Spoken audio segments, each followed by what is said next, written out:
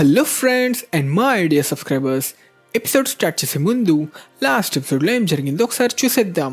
ఆఖరిగా మన hero Jinwoo ఒక ఎస్ ర్యాంక్ హంటర్ అని అందరికీ తెలియడంతో తన చెల్లిని ఎవరైనా టార్గెట్ చేస్తారేమోనని తన షాడోలలో కొన్ని బలమైన షాడోస్ని తనకి అటాచ్ చేసి ఇక మొత్తానికి తన తల్లిని కాపాడగలిగే ఎలిక్సర్ ఆఫ్ లైఫ్ని పొందడానికి ఫిక్స్ అయ్యి తిరిగి డీమన్ క్యాసిల్ని చేరుకుంటాడు.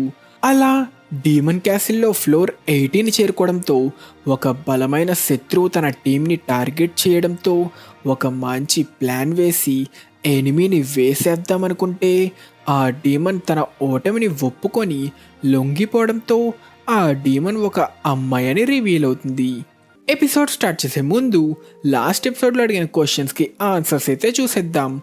లాస్ట్ ఎపిసోడ్లో కొంతమంది చైన్సా మ్యాన్ మాంగా గురించి అడిగారు. చైన్సా మ్యాన్ మాంగా యానిమేతో కంపేర్ చేస్తే నాకు అంతగా నచ్చలేదు, కానీ ఈ మధ్య సడన్గా చైన్సా మ్యాన్ మాంగా ఎంత పాపులర్ అవ్వడానికి కారణం రీసెంట్గా రిలీజ్ అయిన చాప్టర్ 167లో ఉన్న ఒక అడల్ట్ సీన్. ఒక్క సీన్కి దెబ్బకి Chainsaw Man manga Jujutsu Kaisen, Boruto ఇంకా వన్ పీస్ని కూడా దాటుకొని ఈ వీక్ ఫస్ట్ ప్లేస్కి వెళ్ళిపోయింది. Hey naughty ఫ్యాన్సా?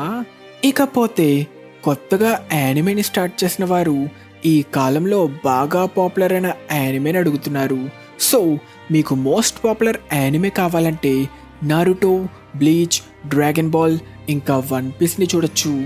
ఈ కాలంలో బాగా పాపులర్ అయిన యానిమే అంటే జుజుట్సు కైసెన్, డీమన్ స్లేయర్ ఇంకా మై హీరో అకాడమియా అనొచ్చు.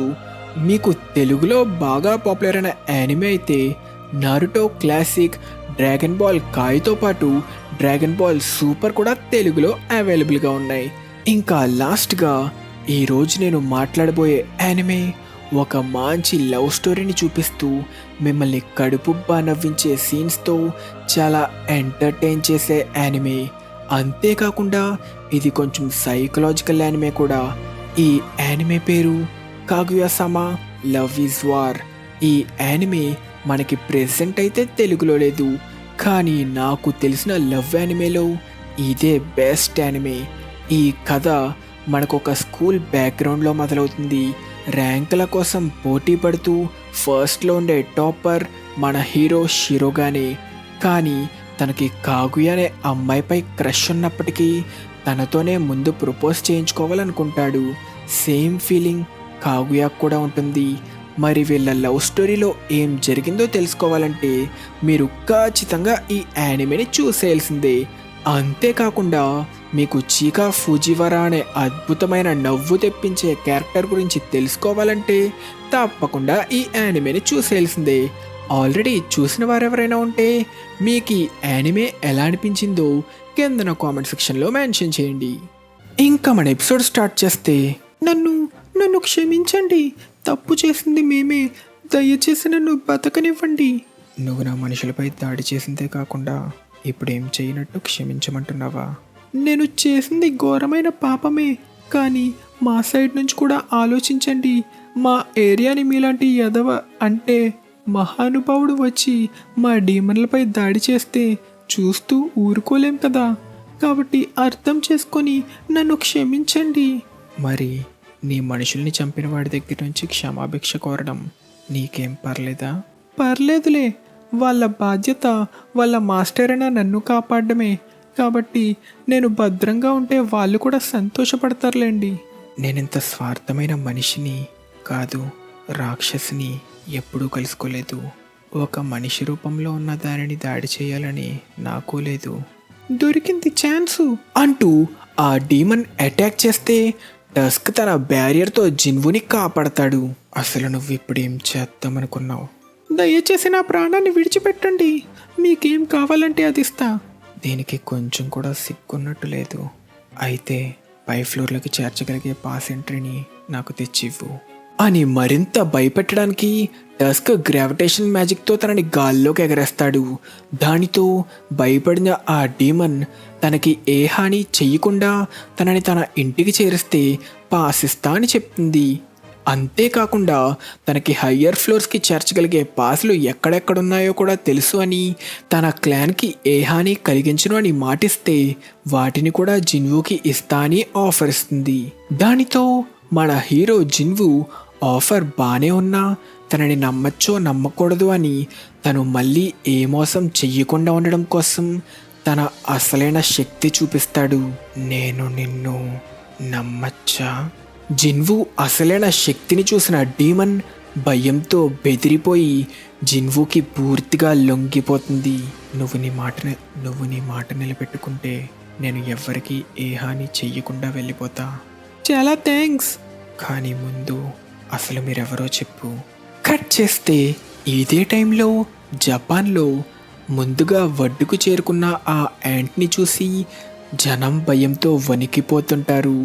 ఎందుకంటే ఆ యాంట్ బతికున్న మనుషుల్ని ఏమాత్రం జాలి లేకుండా ఎంతలా కేకలు పెడుతున్నా వదలకుండా తినేస్తుంది.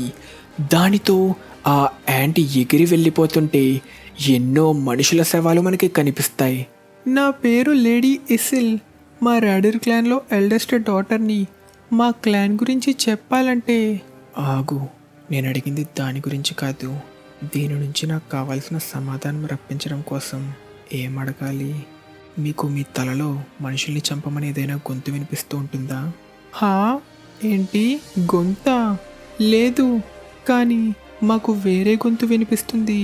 ఆ గొంతు మేము నివసిస్తున్న ప్రదేశాన్ని కాపాడమని. అయితే గేట్ మాన్స్టర్స్తో పోలిస్తే ఈ ఇన్స్టెన్స్ టెన్షన్లో మాన్స్టర్స్కి ఉండే దెయ్యం వేరా? అయితే ఇక్కడున్న మాన్స్టర్స్కి నేను ఒక గేట్ నుంచి వచ్చిన మాన్స్టర్లా అంటున్నా. మీరు ఆ గొంతుని ఎప్పటి నుంచి వింటున్నారు? మా కళ్ళు తెరిచినప్పటి నుంచి. కళ్ళు తెరిచినప్పటి నుంచా? అంటే వీళ్ళు ముందు వేరే చోట ఉండేవారా? ఇది అసలు సిస్టమ్ అంటే ఏంటో తెలుసుకోవడం గురించి క్లూ అయ్యి ఉండొచ్చు. అయితే మీరు మీ కళ్ళు మూసుకోవడానికి ముందు ఎక్కడుండేవారు? డీమన్ వరల్డ్లో. కానీ కళ్ళు మూసి తెరిచేలోపు ఇక్కడికి చేరుకున్నాం. మీరు డీమన్ వరల్డ్లో ఏం చేస్తుండేవారు? యుద్ధానికి సిద్ధం అవుతున్నాం. యుద్ధమా? దేనితో యుద్ధానికి సిద్ధమయ్యారు? అవును, ఒక బలమైన శత్రువును ఓడించడానికి. ఎంత బలవంతుడంటే ఉన్న డీమన్స్ అందరూ కలిసి యుద్ధానికి సిద్ధం అవ్వాల్సి వచ్చింది అనడంతో జిన్వు షాక్ అవుతాడు. కానీ దానికి మించి ఏమడిగినా ముందుగా బారుకా విషయంలో జరిగినట్టే అరిగిపోయిన టేప్ రికార్డర్లా అదే విషయాలు చెప్తుందని గ్రహించిన జిన్వు దానిని వేరేలా ఏమైనా ప్రశ్న అడిగితే సిస్టమ్ గురించి ఏమైనా తెలుసుకోవచ్చని, యుద్ధం గురించి కాకుండా వాళ్ళు పోరాడిన శత్రువు గురించి అడుగుతాడు. కానీ ఆ డీమన్ దానికి కూడా ఎంత ప్రయత్నించినా ఏ సమాధానం ఇవ్వలేక కళ్ళు తిరిగి పడిపోతుంది. సిస్టమ్ ఆ శత్రువాచ్యకి నాకు తెలియకుండా ఉండడానికి ఇంకా బలంగా ప్రయత్నించింది. ఆ శత్రువు నిజంగా అంత శక్తివంతుడైతే ఇంకా ఏంటో తెలియని కారణం కోసం నన్ను ఇలా మారుస్తున్నట్టయితే ఈ డీమన్స్ అందరూ పోరాడిన ఆ శత్రువే నా ప్రశ్నకి సమాధానం. కట్ చేస్తే ఇదే టైంలో ఎక్కడో వేరే సిటీలో హంటర్స్ అందరూ ఏదో మాన్స్టర్తో పోరాడుతుంటారు. ఆ మాన్స్టర్స్ హంటర్స్ తలల్ని ఈజీగా లేపేస్తుంది. హీలర్ ఎవరినైనా హీల్ చేస్తాడేమోనని అందరికన్నా ముందే హీలర్ని కూడా లేపేస్తుంది. ఇంతకీ అంత తెలివిగా పోరాడిన ఆ మాన్స్టర్ ముందుగా మనం చూసిన యాంట్. ఇదంతా వీడియో ఫుటేజ్ ద్వారా మన కొరియన్ హంటర్స్ అసోసియేషన్ అందరికీ చూపిస్తారు. అది పరిణామం చెందిన ఒక యాంట్ అని, దానిని ఒక్క రోజులోనే హంటర్స్ అంతం చేశారని. కానీ ఆ యాంట్ ఒక్క రోజులోనే 4 E ర్యాంక్ హంటర్స్ని, ఒక D ర్యాంక్ హీలర్ని, ఇంకొక B ర్యాంక్ లీడర్ని కూడా చంపడమే కాకుండా దానికి తెలివి ఉండడంతో ఎక్కువ మంది లేక బలమైన హంటర్స్కి దొరకకుండా తప్పించుకుంటూ 224 ప్రజల్ని బలి చేసిందని, ఆఖరికి ఒక A ర్యాంక్ హంటర్ దానిని అంతం చేశాడని చీఫ్ జిన్చుల్ అందరికీ తెలియచేస్తాడు. దానితో జపాన్లో ఉండే హంటర్స్ సంఖ్య కొరియా కంటే చాలా ఎక్కువ కాబట్టి చిన్న ఐలాండ్లని కూడా మానిటర్ చేస్తూ అప్పటికైనా ఆపగలిగారు. అదే కొరియాలో వాళ్ళ దగ్గర ప్రతి చిన్న ఐలాండ్ని మానిటర్ చేసే కెపాసిటీ లేదు కాబట్టి ఆ యాంట్స్ ఒకవేళ జీజు ఐలాండ్ నుంచి కొరియా ఐలాండ్లని చేరుకున్నాయంటే అంతకంటే చాలా ఘోరమైన ప్రమాదంగా మారుతుందని చైర్మన్ అందరికీ తెలియచేస్తాడు. కట్ చేస్తే జిన్చుల్ చైర్మన్తో సీక్రెట్గా జీజు ఐలాండ్ విషయంలో అమెరికా నుంచి ఒక ఎస్ ర్యాంక్ హంటర్ సాయం చేయడానికి ఒప్పుకున్నాడని, కానీ వాడు డాంగ్సు అని తెలియచేస్తాడు.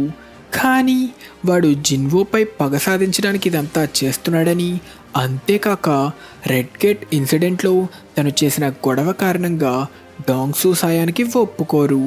కానీ వాళ్ళని ఇంకొక నేషనల్ లెవెల్ హంటర్ కూడా కాంటాక్ట్ చేసినట్టు చీఫ్ చెప్పడంతో చైర్మన్ షాక్ అయిపోతాడు. దానితో మనం గోగన్ హిని కలుసుకోవడానికి వచ్చిన నేషనల్ లెవెల్ ఎస్ ర్యాంక్ హంటర్ని చూస్తాం. ఇక్కడ మన లాస్ట్ ఎపిసోడ్ క్వశ్చన్, మన హీరో జిన్వు ఫ్రెండ్ అయిన జిన్హో వాళ్ళ ఫాదర్ పేరేంటి అని అడిగా. సో ఈ క్వశ్చన్కి కరెక్ట్ ఆన్సర్ మ్యూంగాన్ హో. కాబట్టి కరెక్ట్ ఆన్సర్ చెప్పిన వాళ్ళందరినీ స్క్రీన్ మీద అయితే మెన్షన్ చేసా.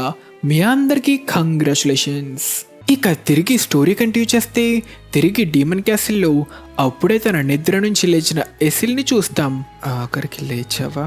చూస్తుంటే మీ డీమన్స్లో ఒకరంటే ఒకరికి పడదనుకుంటా. వీళ్ళందరూ నేను చంపడానికి ప్రయత్నించారు. అంటే మీరు నన్ను వీళ్ళందరి నుంచి కాపాడారా? చాలా చాలా థ్యాంక్స్. తెలివి లేని డీమన్స్ తెలివి ఉన్న డీమన్స్ని డీమన్స్గా చూడవు, అందుకే నాపై దాడి చేశాయి. ఇంతకీ ఎంట్రీ పాస్ ఉన్న చోటు ఇక్కడి నుంచి ఎంత దూరం? అలా ఎసిల్ జిన్వుని వాళ్ళ క్లాన్ ఉన్న కోటకి తీసుకువెళ్తుంది. డీమన్ క్యాసిల్ లోపల ఇంకో డీమన్ క్యాసిలా? నాన్నగారు ఎక్కడున్నారు? ఆయన ఇప్పుడు థ్రోన్ రూమ్లో ఉన్నారు. లేడీ ఇసిల్, మీ వెనుకున్నవాడెవడు? ఆయన ఒక ముఖ్యమైన అతిథి కాబట్టి కొంచెం మర్యాద చూపించు. నాన్న, నేనొక అతిథిని తీసుకొచ్చా. ఇదే నా థ్రోన్ రూమ్. ఇక్కడికి పోరాడుతూ చేరుకునుంటే ఇదొక బాస్ బ్యాటిల్ అయ్యేదేమో.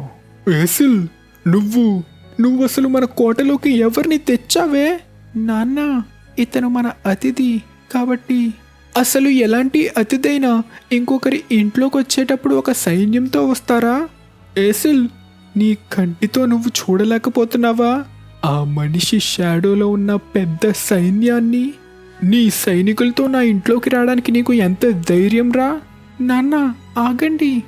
నేను ఎసిల్కి మాటిచ్చా, మీరు నాకు ఎంట్రీ పాస్ ఇస్తే సైలెంట్గా ఇక్కడి నుంచి వెళ్ళిపోతా అన్న వార్నింగ్కి ఎసిల్ నాన్న భయపడిపోతాడు. ఈ మధ్య ఎన్నో లెక్కలేనన్ని డీమన్స్ని అంతం చేస్తూ టవర్లో ఫ్లోర్లని దాటేస్తుంది వీడేనా? రాడార్ క్లాన్ ఒక నోబెల్ క్లాన్ అయినప్పటికీ ఉన్న 20 నోబెల్ క్లాన్లలో ఇదే వీకెస్ట్ క్లాన్. వాడు మేటుస్ ఇంకా వల్కన్నే ఓడించేశాడని విన్నా. వీడిని నేనెలా ఆపేది? ఎంట్రీ పాస్ అయితే అదొక్కటేనా నీకు కావాల్సింది? ఇంకొకటి అంటూ జిన్వు ఏసిల్ని దగ్గరికి తీసుకొని, నాకు కొంతకాలానికి తిని కూడా కావాలి. ఏసిల్కి మిగిలిన పాసులు ఎక్కడున్నాయో కూడా తెలుసు కాబట్టి వాటిని పొందడానికి ఒక గైడ్గా ఏసిల్ సహాయం కావాలి. కానీ నేనేమైనా తప్పుగా మాట్లాడేనా అంటూ కోపంగా ఉన్న ఫాదర్ని చూసి జిన్వు ఎంతకైనా మంచిదని ఏసిల్ మీద నుంచి తన చేతిని తొలగిస్తాడు. కట్ చేస్తే ఇంటికి అతిథిగా వచ్చిన జిన్వుని విందుతో ఆహ్వానిస్తారు. అయితే నీకు ఎంట్రీ పాస్ ఇంకా ఒక గైడ్ కావాలా? అంటే ఇందాక ఏసిల్ కావాలన్నప్పుడు వీడి తప్పుగా అర్థం చేసుకున్నాడా?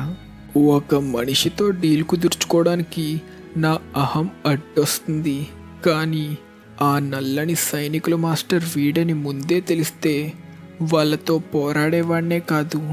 మరి నా కూతురికి ఏ ప్రమాదం రాకుండా చూసుకుంటావా? తన కూతురు కోసం బెంగపడుతున్న ఒక మాన్స్టరా? సరే, మీకు మాటిస్తున్నా. సరే అయితే అంటూ జిన్వుకి వాళ్ళ దగ్గరున్న ఎంట్రీ పాస్ని అందచేస్తాడు. దానితో మిగిలిన క్లాన్స్ అన్నిటి దగ్గర నుంచి కూడా పాస్లని సేకరించాలనుకొని బయలుదేరడానికి రెడీ అవుతాడు. కానీ సిస్టమ్ ఏదో గేమ్లో లాగా ఏసిల్ని తన పార్టీలో చేర్చి చేసిన సాయం బట్టి తనతో ఎక్స్పీరియన్స్ పంచుకోవాలని చెప్పడంతో, యుద్ధంలో నాకే సాయం చెయ్యకు, అందరినీ నేను ఒక్కడనే చూసుకుంటా అనడంతో, నాపై ఎంత కేరింగ్ తీసుకుంటున్నాడో అనుకుని ఏసిల్ సిగ్గుపడుతుంది. కట్ చేస్తే అనుకున్నట్టే ఏసిల్తో జిన్వు నెక్స్ట్ ఫ్లోర్లోకి ఎంటర్ అయిపోతాడు. సార్ జిన్వు, ఒక్క నిమిషం ఆగండి. గార్షీ క్లాన్ హెడ్కి ఈ మందంటే చాలా ఇష్టం. మా నాన్న ఇలానే ప్రతి క్లాన్ వాళ్ళు ఇష్టపడే వాటిని సిద్ధం చేశారు. ఎందుకని? ఎందుకంటే వీటితో ఒప్పందం సులభంగా కుదుర్చుకోవచ్చు. ఒప్పందమా? ఒకవేళ మీకు ఈ గార్షీ క్లాన్తో మంచి బంధం ఏమైనా ఉందా? అదేం లేదు. డీమన్ వరల్డ్లో ఉన్నప్పుడు ర్యాంక్ల కోసం మేము ఒకరితో ఒకరు వాదించుకునే వాళ్ళం, కానీ వాళ్ళతో మాకు శత్రుత్వం ఏం లేదు. అవునా? అయితే పర్లేదులే, నువ్విక్కడే వెయిట్ చేయి. దీనికి ఎంతోసేపు పట్టదు. కాసేపట్లోనే ఆ గార్షీ క్యాసిల్లో మంటలతో పాటు కేకలు కూడా పెరుగుతాయి. కట్ చేస్తే ఇదే టైంలో హంటర్ అసోసియేషన్కి వచ్చిన national level S rank hunter చైర్మన్ని కలుసుకుంటాడు. మీరు ఇంగ్లీష్ చాలా బాగానే మాట్లాడుతున్నారు, కానీ ఇందాక మీరు మాట్లాడింది నేను తప్పుగా విన్నానా? సౌత్ కొరియా 10వ ఎస్ ర్యాంక్ హంటర్ అయిన సాంగ్ జిన్వు ఇప్పుడు ఎక్కడున్నాడో మీకు తెలియదు అంటున్నారా? అతను ఎవరికి అంతు చిక్కని మనిషి, కాబట్టి మా మానిటరింగ్ టీంకి కూడా తనపై నిఘా పెట్టడం చాలా కష్టంగా మారింది. మిమ్మల్ని నేను ఎందుకు నమ్మాలి? సౌత్ కొరియా హంటర్ అసోసియేషన్ ఒక national level S rank Hunter ముందే అబద్ధం చెప్పేంత మూర్ఖపుది కాదు. ఓ అవునా? అన్నట్టు మా డాంగ్సు ఈ మధ్య కొరియాకు వచ్చినప్పుడు చాలా గొడవ చేశాడని విన్నా. అతను కూడా ఒక ఎస్ ర్యాంక్ కావడంతో తనపై చర్యలు తీసుకోవడం కష్టం. మా డాంగ్సునా? వీడు డాంగ్సు పూర్తిగా అమెరికా చేతిలో పడిపోయినట్టు మాట్లాడుతున్నాడు. నేను వాడు కలిగించిన ఇబ్బంది కారణంగా డాంగ్సుని మళ్ళీ కొరియాలోకి అనుమతించకండి అని అడగడానికి వచ్చాను, కానీ చూస్తుంటే మీరు ఆల్రెడీ ఆ నిర్ణయం తీసుకున్నట్టున్నారు. అవును, మీరు కరెక్ట్గానే విన్నారు. అయితే నేను వచ్చిన పని ముగిసింది. ఇంకేమైనా పనుంటే కలుసుకుందాం. నా ఆకారం అంత చిన్నదేం కాదు, కానీ వీడి ముందు నేనే ఒక చిన్న పిల్లాడిలా కనిపిస్తున్నా. కొరియా జీజు ఐలాండ్ విషయంలో చాలా భయపడుతుందని విన్నా. నేనిక్కడికి ఇలాంటి సమయంలో రావడం మీరు నాపై ఆశని పెంచుకునేలా చేసిందా? నాకు జీజు ఐలాండ్ విషయంలో మీకు సాయం చెయ్యాలనే ఉంది, కానీ విషయం ఏంటంటే నేను చాలా బిజీ, కాబట్టి కుదరదు. కానీ ఒకవేళ సౌత్ కొరియా దగ్గర నన్ను హైర్ చేసుకునే కెపాసిటీ ఉంటే సమాధానం మారచ్చు అని చెప్పి వెళ్ళిపోతాడు. అయితే అదే నా ఒక national level S rank Hunter అంటే చీఫ్ ఓజిన్చుల్. వాడిలాంటి వాడు జీజు ఐలాండ్ విషయంలో సాయం చేయడానికి వస్తాడని అనుకోవడం ఒక కలేనా? చైర్మన్ గారు, కంగారు పడకండి. జపాన్ మనకు సాయం చేయడానికి ఒప్పుకుంది. జపాన్కి చెందిన ప్రముఖ గిల్డ్ నుంచి ఒక హంటర్ ఈరోజు సౌత్ కొరియాకి చేరుకోబోతున్నాడు. కట్ చేస్తే తిరిగి డీమన్ క్యాసిల్లో ఎంతోమంది నోబుల్ డీమన్స్ని చంపుతూ మన హీరో జిన్వు అప్పుడే లెవెల్ 87కి చేరుకుంటాడు. అంతేకాక ఈగ్రిస్ ఇంకా ట్యాంక్ కూడా వాళ్ళ మ్యాక్స్ లెవెల్ని చేరుకుంటారు. మ్యాక్స్ లెవెల్కి చేరుకోవడంతో జిన్వు కావాలంటే వాళ్ళని ప్రమోట్ చేసి మరింత బలంగా మార్చొచ్చని సిస్టమ్ తెలియచేస్తుంది. దానికి మన హీరో జిన్వు ఒప్పుకోవడంతో ఈగ్రిస్ ఇంకా ట్యాంక్ ఇద్దరిని షాడోలు కమ్మేసి వాళ్ళని పరిణామం చెందేలా చేస్తాయి. దానితో ఈగ్రిస్ ఇంకా ట్యాంక్ల ప్రమోషన్ పూర్తయిందని నోటిఫికేషన్ రావడంతో పూర్తిగా మారిన ఈగ్రిస్ ఇంకా ట్యాంక్ని చూస్తాం. ఈ ఓరా వేరే లెవెల్లో ఉంది. దీనితో ఈగ్రిస్ ఒక ఎస్ ర్యాంక్ని చేరుకుంటే ట్యాంక్ ఒక హై అండ్ ఏ ర్యాంక్గా మారింది. సార్ జిన్వు, నువ్వు నన్ను సార్ అని పిలవడం ఆపుతావా? జిన్వు సార్, మీరు ఇప్పటి వరకు ఎన్ని క్లాన్స్ని అంతం చేశారో చెప్పగలరా? ఇది 89th ఫ్లోర్ కాబట్టి మీ క్లాన్ని పక్కన పెడితే 9 అనుకుంటా. 90వ ఫ్లోర్ నుంచి ఉండే ఫ్లోర్స్ అన్నీ హై ర్యాంక్ నోబుల్స్ ఆధీనంలో ఉంటాయి. వాళ్ళు వేరే లెవెల్లో ఉంటారు. కాబట్టి ఒకవేళ మీరు వాళ్ళతో చర్చలు జరిపితే మా క్లాన్ లాగా వాళ్ళు కూడా ఎంట్రీ పాస్లు ఇచ్చే అవకాశం ఉందేమో. నేను మీకన్నా బలహీనంగా ఉంటుంటే మీరు నాతో చర్చలు జరిపేవారా? కాదు కదా. ఎక్కడైనా అలాగే జరుగుతుంది. ఎలాగో మీ క్లాన్స్ విషయంలో ర్యాంక్స్ కోసం వాదనలు జరిగాయని చెప్పావు కదా, నేను మీ ర్యాడిస్ క్లాన్ని ఫస్ట్ ప్లేస్కి వెళ్ళేలా చేస్తా. కానీ నా క్లాన్ పేరు ర్యాడిర్. అసలు మీరు మా క్లాన్ని ఎందుకు విడిచిపెట్టారో తెలుసుకోవచ్చా? ఎందుకంటే నువ్వు నాకు నచ్చావు. నేను మీకు నచ్చానా? ఆ జిన్హోగాడి విషయంలో లాగే నేను విచిత్రమైన వేర్రోల్ని ఇష్టపడతానేమో.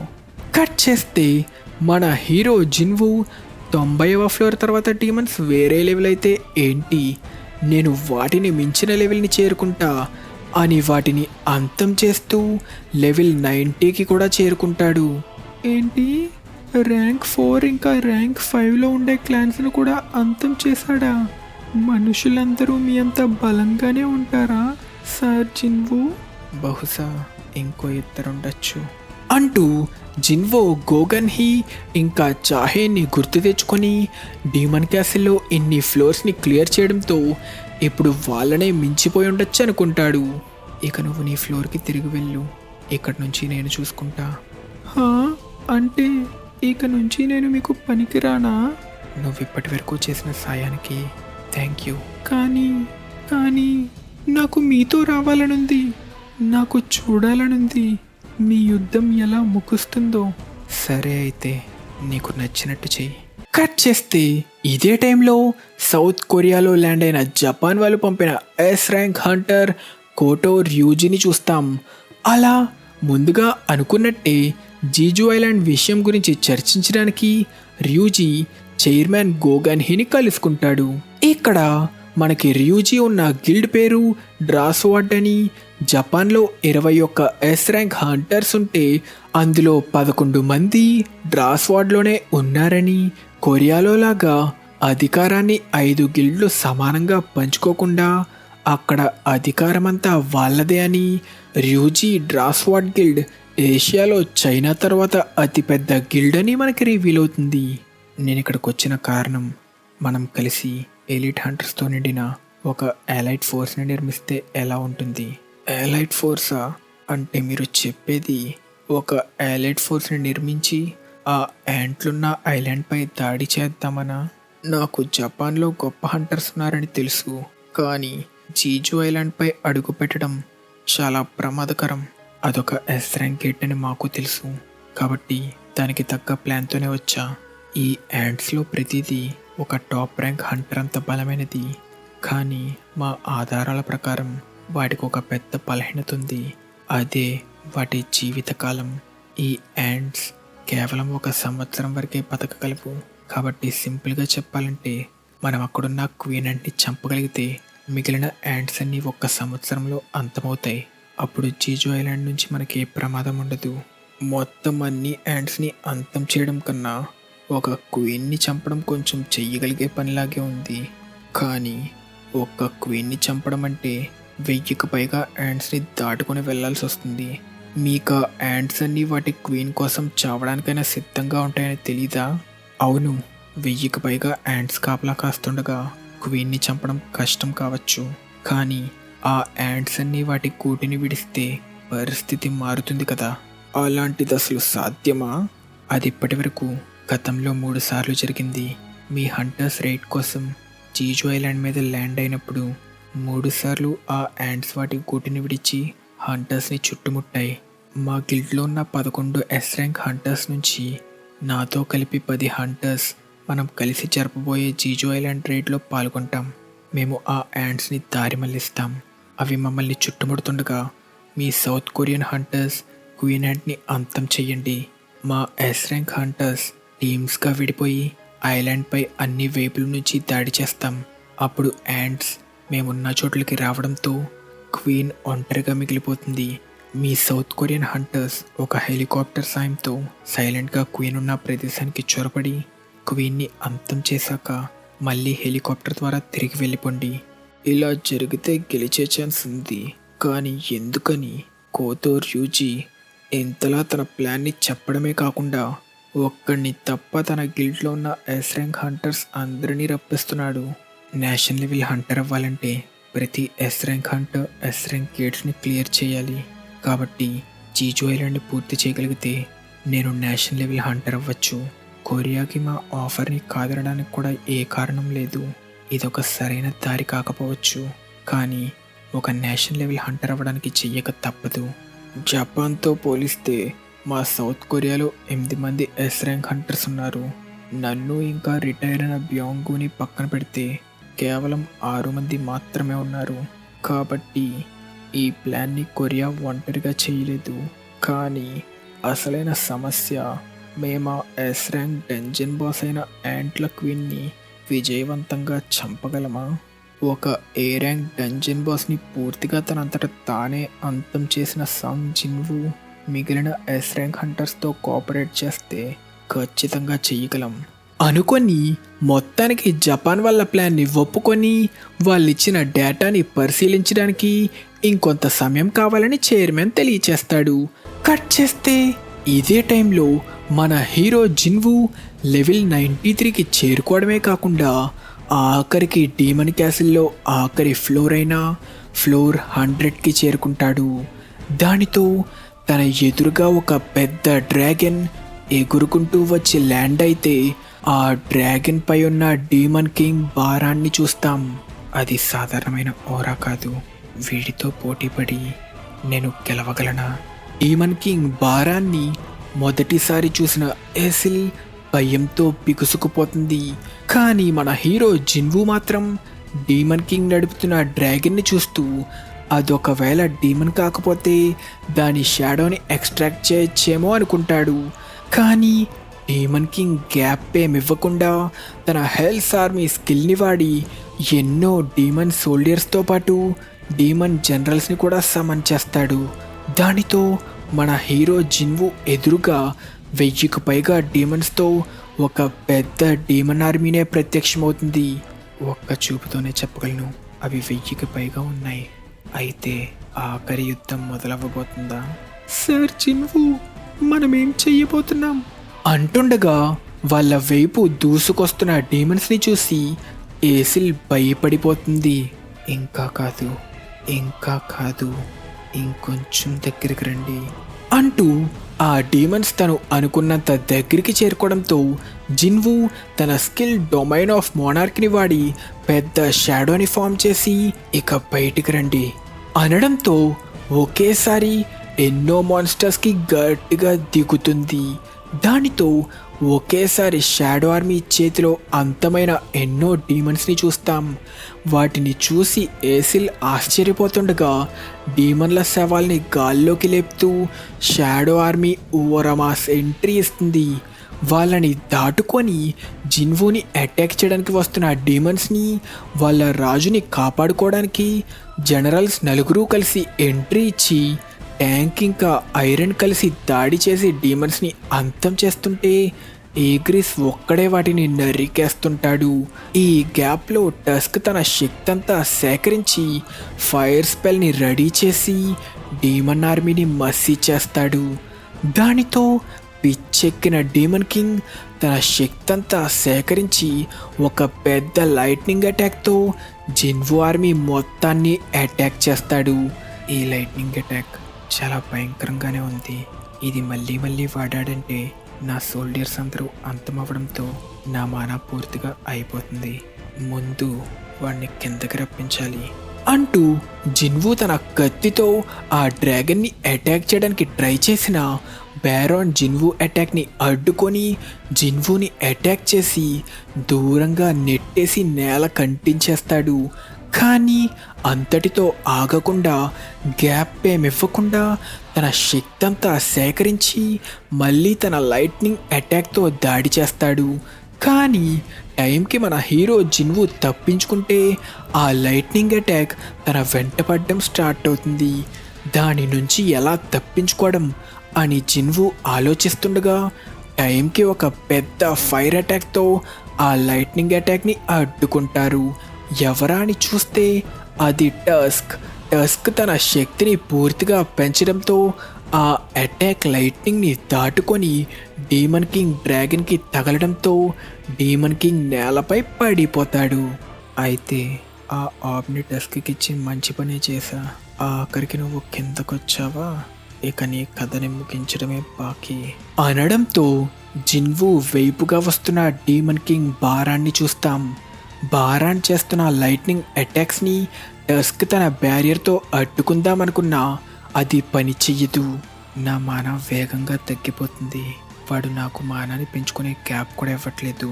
హై ర్యాంక్ సోల్జర్స్ని రీజనరేట్ చేయాలంటే ఇంకా ఎక్కువ మాన అవుతుంది. కానీ వాళ్ళు లేకుండా పోరాడడం ఈ యుద్ధంలో వీలు పడదు.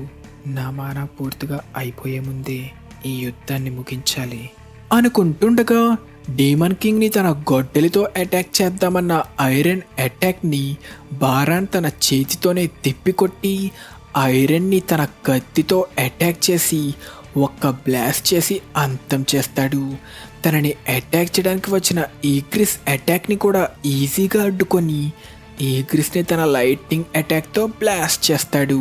కానీ ఈ టైం చూసుకొని తన వైటల్ స్ట్రైక్ స్కిల్తో జిన్వు అటాక్ చేద్దామంటే డీమన్ కింగ్ ఆ అటాక్ని కూడా ఈజీగా అడ్డుకుంటాడు.